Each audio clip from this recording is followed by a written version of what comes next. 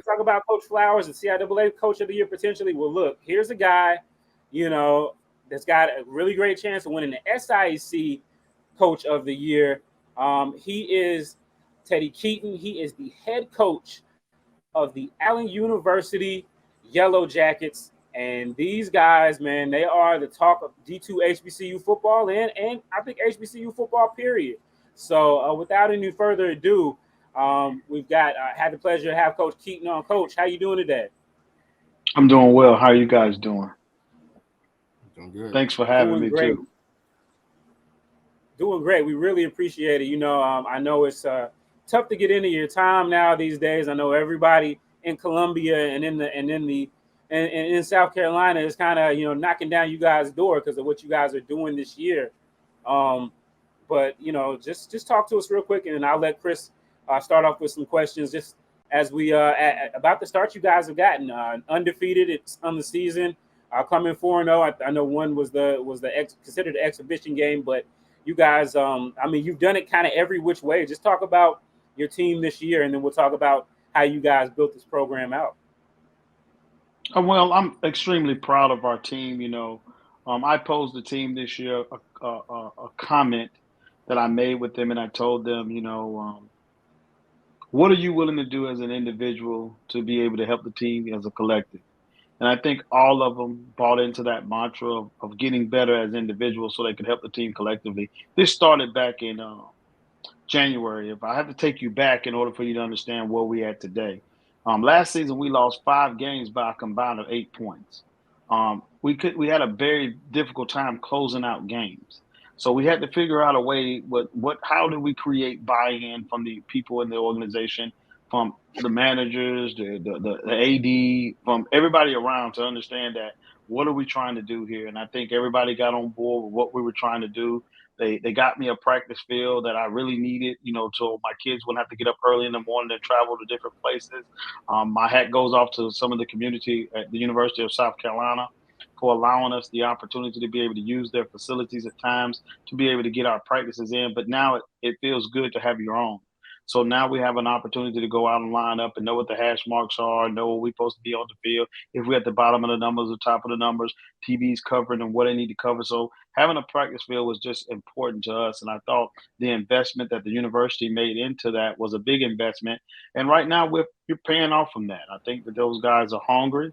I think those guys are working hard. I think they're there's obviously a lot of things that we got to do. There's a lot of things we got to clean up. There's a lot of times that in ball games we make silly mistakes. But overall, I think the kids are playing with a lot of enthusiasm, a lot of energy, a lot of they enjoying the game, and I think that's what football is about: is creating an atmosphere, a culture where everybody wants to do what they need to do. Yeah, you talk about creating a culture, Coach. Correct me if I'm wrong. You took over the program at the very start when you guys were coming back in, correct? Yes, sir. Right, right. And this is and for everybody, let's go back. I know there are a lot of people that do know, but for those who don't, this isn't your first rodeo in really helping a fledgling program get started. Tell people a little bit about your history, leading up to here, and then talk to us about the things that have been going on at Allen University since you started there back in 2018. Well, to start my career off, I started in 1999 at Stillman College. I was a part of the startup program there. I wish I could take a lot of credit for it, but I was among some great men as Theophilus Danzy, Coach Greg Thompson, and those guys who, paved the way for me to be having the opportunity to be able to coach. But I was be able to be a part of that, to be able to learn how to recruit, how to build something from the ground up, how to, go in. And we also transitioned them from NCAA to Division two. I spent 4 years coaching there at Stillman, and then I left and went into the Arena Leagues. And when I went into the Arena Leagues, I spent my first 2 years in Odessa, Texas, where we went 20-2. Then I became a head coach in the Arena Leagues in Lakeland, Florida at the age of 26. I went 25-5 in Lakeland. Then I turned around and I went to West Virginia and Huntington, West Virginia, and I took over their arena team and I went 16-1. Then I turned around and I went to Weber. Weber was a startup program, spent some time around, and I became their offensive coordinator. And they hadn't had a winning season in like 12 years. And in the first 2 years of being their offensive coordinator. And now they was ranked number 88th in the country. We went from being number 88th in the country to like number 24, and set them up the very next year. They won the Sun Conference championship, and I later became the head coach of Stillman College 10 years later. When I went to Stillman, I think we had 7-2. 7-2, 6-4, 6-4, 6-5, and then the program decided that we had a losing season. I think it was 5-6 the last year I was there. We had a losing season, and then they turned around and decided that they were going to, disband their programs. So I had the option to go to Morehouse with Coach Rich Freeman or to go to Miles with Coach Ruffin, and I chose to go with Coach Ruffin. And during that transition, I wanted to actually take a seat back, and actually not be a coordinator. Just wanted to go back to being a position coach so I could get myself back to where I wanted to be.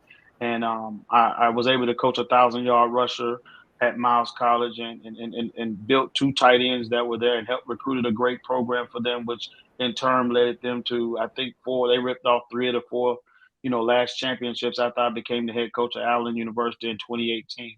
So I started this program from the ground up. I've taken a lot of losses since I've been here. Most people that know and have followed my career know I've been a winner everywhere I've been. So it's nothing unusual for the people who know me and been around and followed my career that I know how to win. And I don't plan on for it to be no different here. And we're off to a 4-0 start. And I hope to continue to keep that up because our guys are really working hard.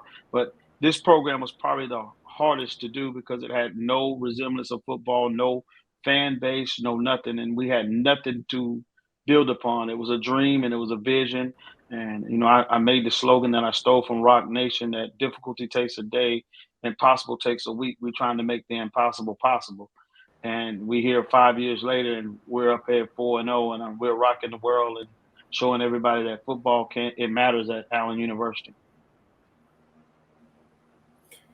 So Coach, one of the things that we've talked about in recent memory on our show is about like how well the conferences are, particularly the SIAC, has turned into like more passing. They've been able to be more productive in the passing game. But there's one school at the top, and it ain't close, and that's Allen and David Wright. And it's hard to talk about Allen without talking about David Wright, who currently is number 2 in the country in passing yards per game. No, I'm sorry, he leads the country, and then Allen is as a team is second in the country in passing yards per game. Talk a little bit about David Wright and how much he's meant to your hot start. Well, David Wright, when I recruited him, just like the one I recruited at Stillman, he was a little shorter. And a lot of guys, they stray away from guys that do that. But one thing I couldn't take away from David when I was evaluating him is that he was a prolific thrower. He made all the throws. He made all of the things that he does. And he's a worker. He watches film. He does a lot of great things. He also makes a lot of bonehead mistakes, but that's going to come with maturity. Sometimes he's a gunslinger. He feels as if though he can make every play. And I have to tone him down and tell him to be Charlie check down, hit the check downs, do what the defense tell you to do. And I think he's growing as a person. Um, you can't I can't take credit for David Wright and his ability to do what David Wright does. The kid had it already in him. All I have to do is try not to mess it up, try not to overcoach him, try not to, I think about, the quarterback that played at Florida, Tim Tebow, and how he was able to lead teams to national championships and play well in college. And then he gets to the NFL and somebody tries to overcoach him, try to change the way he do things, and you truly messed him up, in my opinion. So my goal is not to try to mess him up. I try to build on what he does well and try to put him in situations and create situations for him to be successful. Last year, it really damaged us that I lost him, but I got a number 2 quarterback that's more of a pure pocket passer that does a tremendous job at reading and knowing how to be the check down guy. And I lost him too last year. And so I figured out that I needed to do some work with my O line. And in the offseason, I tried to go find 6 or 7 of the best O linemen that I could find in Division II football that could play and put them together. And this time, I was on a show yesterday, and an interesting fact came up about, the O line play was that, you've dropped back 101 times in 2 games. and he's only been sacked once. That's a tremendous, record for an O line to be able to, protect their quarterback in that manner. So I think their ability to be able to keep David upright will continue to keep us being 4-0 and 5-0 and 6-0. Yeah. Again, we're on with Coach Teddy Keaton of Allen University. Again, he's taking that program from NAIA to transitioning to NCAA Division two. Just talk about being there in that state of South Carolina, and how you guys are building this team. You guys are private, so there's not necessarily the in-state, out-of-state hurdle that a lot of programs have. But how what's your recruiting philosophy on how much you want to be South Carolina, how much you are willing to go out to other states and find different guys, and what has been the secret sauce that in terms of putting this team together, where you guys are out there competing. A lot of times the private schools, especially some of the smaller private schools, it takes them a while to get there. But just talk about maybe why you guys have had some success in their recruiting and just otherwise. I'll say it like this: my mom taught me something when I was younger. Date the girl that want to date you. So I've always, took that as players. The state of South Carolina didn't embrace me like I thought they would. They didn't embrace Allen like I thought they would. So because of my background, I've been to Texas, Florida, West Virginia, South Carolina, Alabama, and those places were good to me. So I was able to call in favors from different coaches. I'm pretty much well known across the world. It's not like there's not many people that don't know who Teddy Keaton is. So if I pick up the phone and call them and I ask them about a player, they, kind of gonna send it to me. They're gonna give me what they got. It may not be the tallest player, he may not be the biggest player, he may not be, he got a little bruise on him somewhere. So at Allen, it was a little different because of its makeup. You don't have a field to sell, you don't have a practice field to sell, you don't have anything to sell. You just got to sell yourself. So a lot of it came off reputation. And I think now we're building a more of a culture of winning and showing teams that we could play. And I think every year, other than last year, we went the first year we won two, the second year we won three, the third year we won four, and then last year we only won one, only because we lost our quarterbacks in all situations. Which, if you're an air raid coach and you throw the ball, it becomes difficult when you don't have a trigger man to be able to do that. Now we turn around and we in year 5 on the field.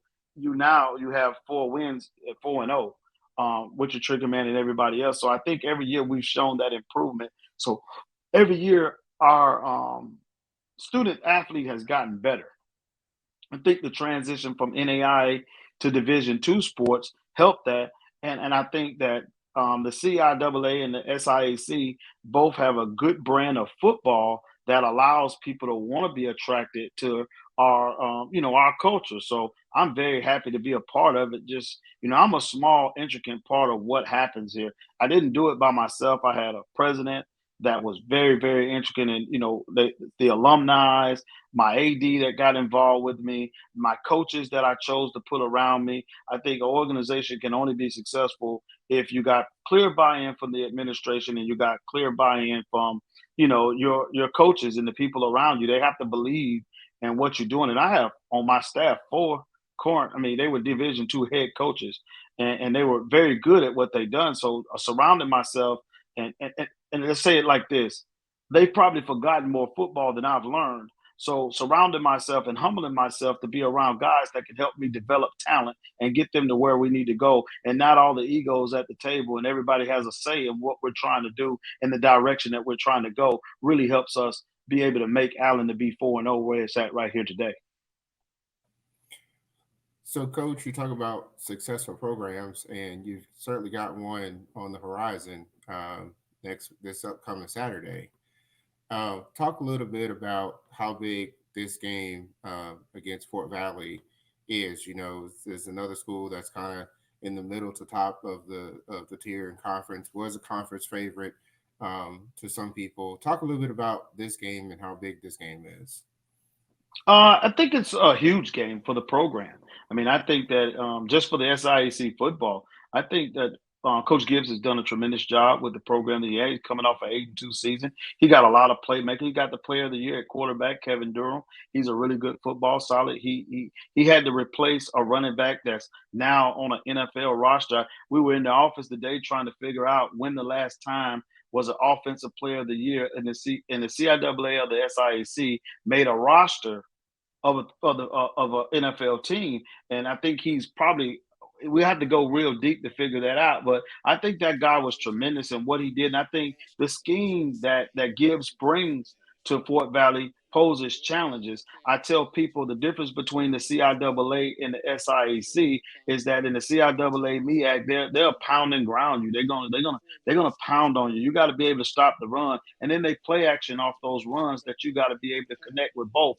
I think he does a tremendous job of fitting what he has into that box to do the things that he needs to do with certain key players that he tries to feature in his offense and his defense. They're going to be attacking on defense. That's what they do. I think they got the same energy that their head coach has. He has a lot of energy. He brings it to them. He gets them fired up to play football. We're going to have to match their energy, and we're going to have to come and we're going to have to play football. The win for this, in terms of a win for the program, we try to go 1-0 every week. We don't really talk about what this because I don't think you play against teams. You play against yourself. And when you watch football, especially particularly at the HBCU level, a lot of times a lot of teams lose because of self-inflicted wounds. I mean, like fumbling the snap or throwing the ball over somebody's head or missing not blocking on the punt team or just taking plays off and it looks sloppy. That's the stuff that gets you losing ball games. And against a team like Coach Gibbs in the Fort Valley, you can't make those type of opportunities because they want to position themselves as they have always been. In my eyes, as long as I've been in the SIAC since 2011 as a head coach, the new version of the SIAC, you got the top teams have always been Tuskegee, Fort Valley, Miles, Albany State. Those are the top four teams. The rest of us, you can kind of, put us in a bag and shake us up and see where we land every year. And I wanted to create that same mantra that I tried to create at Stillman, that I wanted to be in the top four of the conference. And we work that way. Eventually, I want to be able to win the conference. But we take it baby steps at a time. And I think that Fort Valley's not going to come here. Last year, we lost on the last play of the ball game to them. And it's becoming a little bit of a rivalry. And I don't know where it come from, but it's becoming a little bit of a rivalry. It's a little chippy in that game. Everybody wants to win, and they fans travel well. So I expect them to show up in the house, and they expect them to be able to knock us off this horse we're riding on to make sure that they let us know that we're not we're the champions around here. We're the kings, and we're trying to prove to everybody that we deserve to be where we're supposed to be at.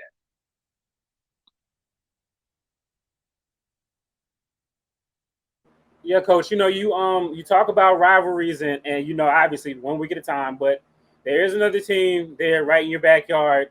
Right now, they got the belts, and just talk about the uniqueness of of that dynamic of having another team in your league, pretty much in your backyard.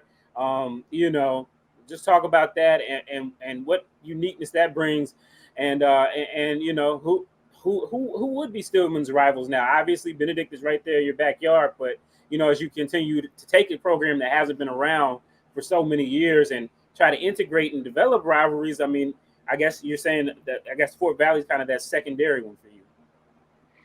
Well, I would say it's almost as chippy as the Benedict. The Benedict rival is more of a on paper rival or in the city rival. It hasn't gotten to that point. They've blown us out both times we played them, so there's no rivalry there. At least the Fort Valley game has been very competitive. My hat goes off to Chennis Berry. I think Benedict probably, did some things in their program, and they gave the right person the keys to the car. I love to say that that Coach Berry is a tremendous coach. He organizes, and he's not some people say he's a first year coach, second year coach. No, Coach Berry is a seasoned coach. He's been around a long time. He knows what to do. He was very good at Southern, and I think I was just happy that he was able to get an opportunity to be able to lead a program, and he's doing exactly what I anticipated him to do because he was always a great play caller. He's difficult to beat. He comes out with sets in 14, 15, 16. I mean, he has a lot of things going on. So, we're trying our best to to be able to, step up to him. He's done a really good job, and we won't know whether we made it there until we got to play him, and that's the last game of the season.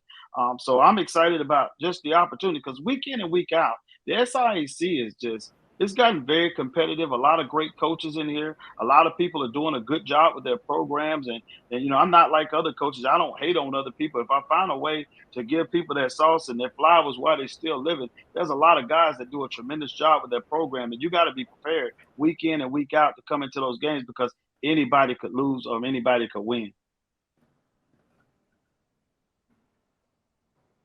Right. Well, Coach, look, I really appreciate you for giving us some of your time, especially during the game week.